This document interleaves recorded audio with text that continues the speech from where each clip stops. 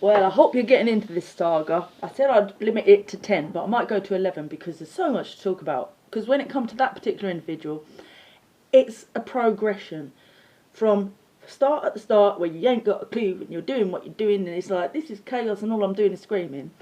And then, because you're lying, because you're on the crack, the fucking crack, I hate crack. Talk about corrupt FN, meantime or what? Some of these like cursed stuff. And let me remind me of the first relationship with the mascara eyeball, and I was like, crazy lady.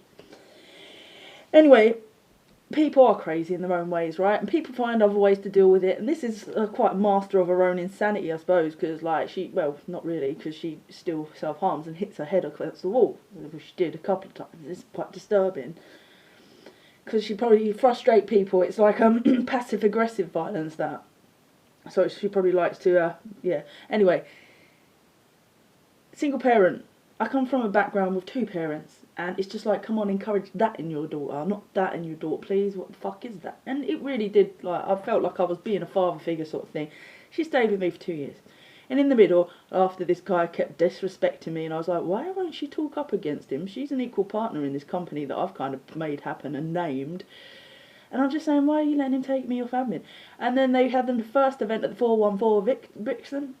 And she's sitting in the corner with him and this other guy that they just brought in to do the ticket prices, and they've printed off 3 t-shirts and not one for me.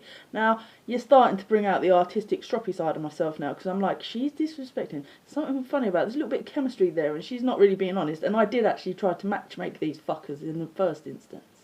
So it's like that, and it was an affront. And we had one massive argument, and I threw her mannequin out the window, and then I went downstairs to pick it up. And she'd left me and abandoned me. I didn't even know she was going to be at my flat. And I picked the mannequin up, and then she's standing there. Well, she's got a black eye. And I said, what the fuck did you do to your face? She goes, oh, don't worry about it. It's like Fight Club. I'm pretty 89% sure that I didn't do that, because I remember asking her. And then it was like mad passionate love, because, like I say, she's the sort of person that likes all this. And I'm like, one argument. Is that what you're living for? Passive-aggressive arguments, and you're going to start creating a cycle here. But anyway, that was bang in the middle of it.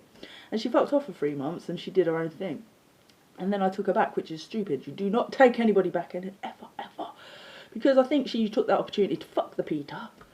Because we lived together for another year, and you know when you just start to get this feeling, you're walking into her own front room and you start to feel uncomfortable, like someone's talking behind your back and it's all bullshit, and it's starting to sort of like, the insecurity's coming along, because I'm like, get your property back off him. You're ordering a shitty little keyboard for that little tiny little shitty thing, and he's got your £300 thing, get it in a cab, put it in a cab. So it started to build, and then the police turned up at the doorstep asking for her.